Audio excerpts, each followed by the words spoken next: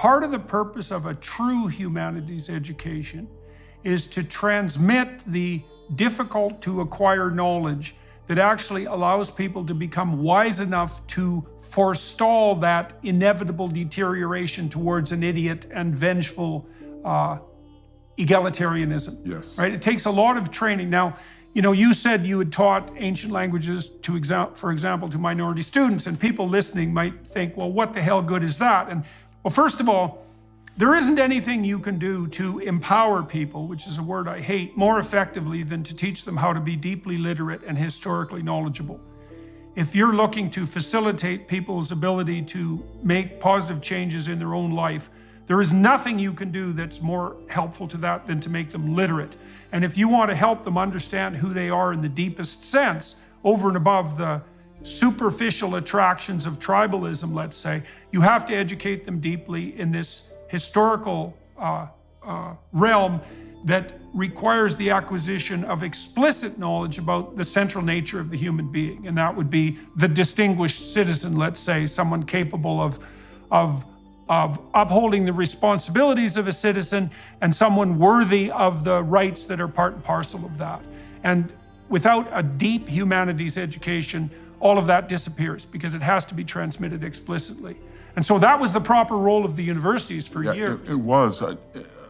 As I envision it, our role was twofold. That we were going to teach a method, the inductive method, as opposed to the deductive method, so that people, when they looked at the human experience via art or literature or history, they would look at exempla, and then they would come to a general overriding conclusion that took the evidence, rather than say, I have an idea and I'm going to cherry pick the evidence. That was one thing that we taught, the Socratic inductive method. The other was we had to give them some kind of arsenal or realm of knowledge or referent point. So I know I used to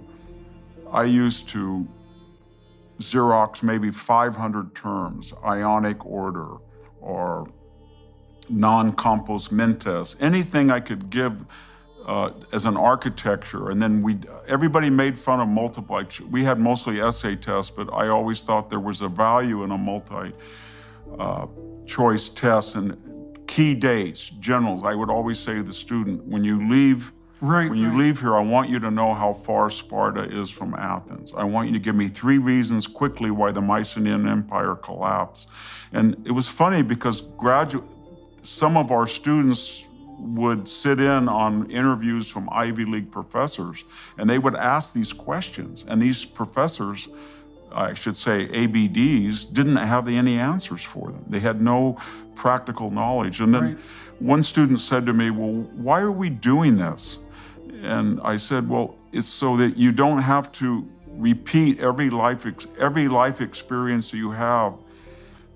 You're going to learn what is wise and stupid by experience, and often that experience is going to be deleterious to your character or your fortune, but you don't have to fatal. Yeah, you don't have to do that all the time.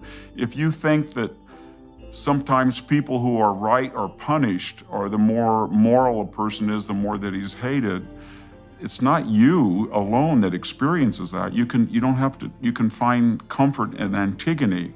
Or if you can say the race goes not to the swift, and why I had a student came in and he said, you know what, I'm the best tackle on the team, but I never get a chance to play because I don't kiss up. And I said, then you're old Ajax, and what are you going to do about it? But that's the dilemma of Ajax and the Sophoclean play. Right. So that was some of the things in a more pragmatic sense the humanities were able to do. They were able to give a person a whole reference of knowledge so that they didn't have to live out and learn something by rote or they had an example.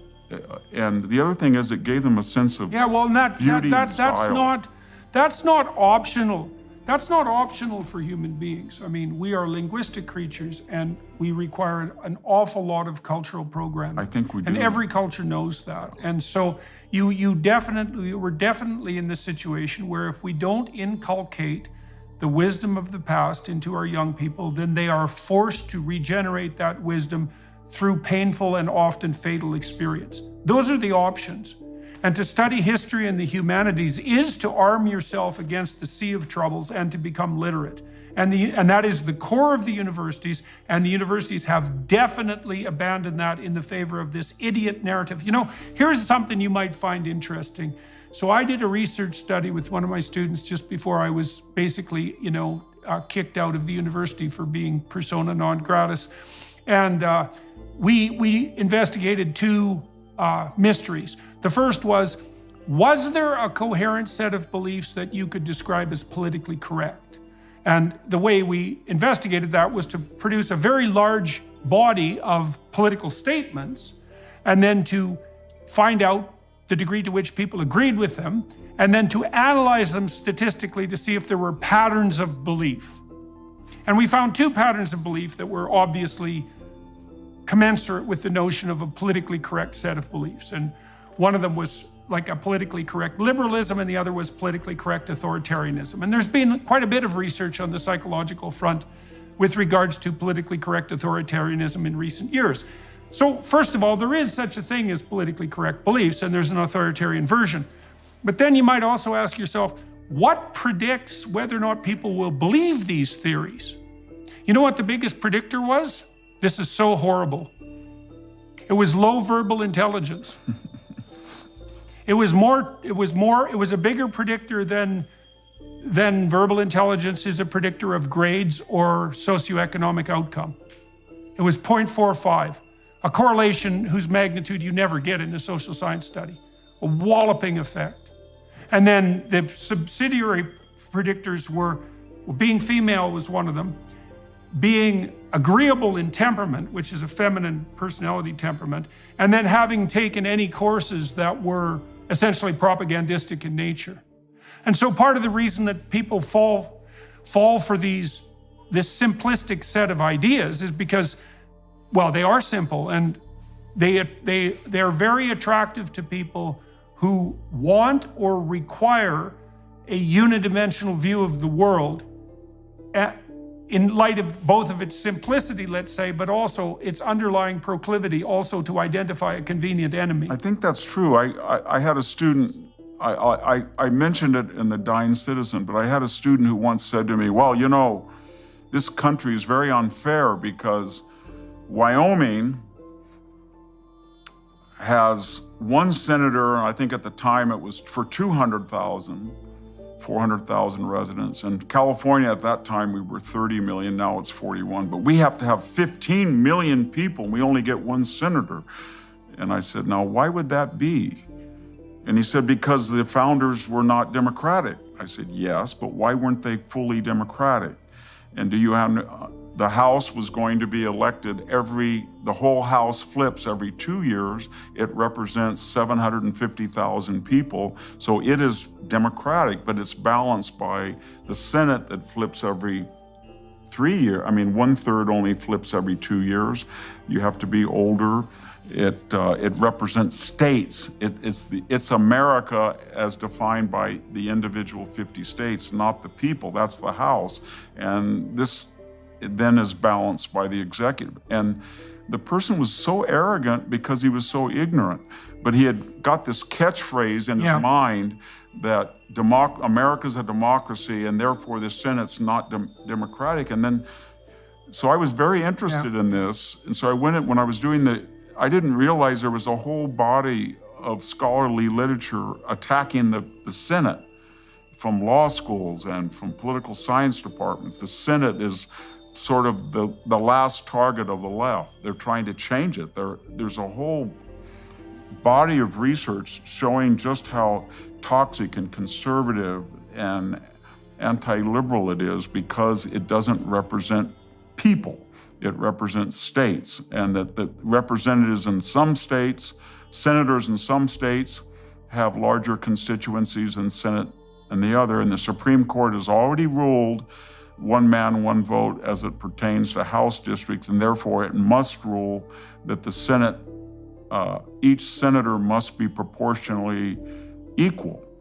Yeah, well, you know, it's not that, look, you can see that the idea of a distributed democracy has an instantaneous intuitive appeal.